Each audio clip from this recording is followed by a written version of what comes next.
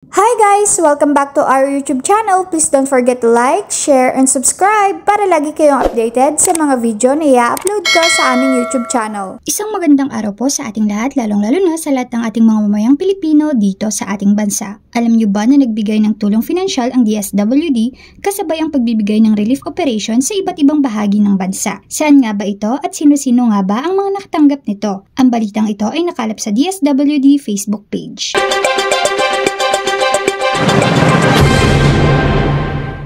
Ayon sa kanilang Facebook page, kasabay ng patuloy na relief operations sa iba't ibang bahagi ng bansa sa ilalim ng direktiba ni Pangulong Ferdinand Bongbong Marcos Jr.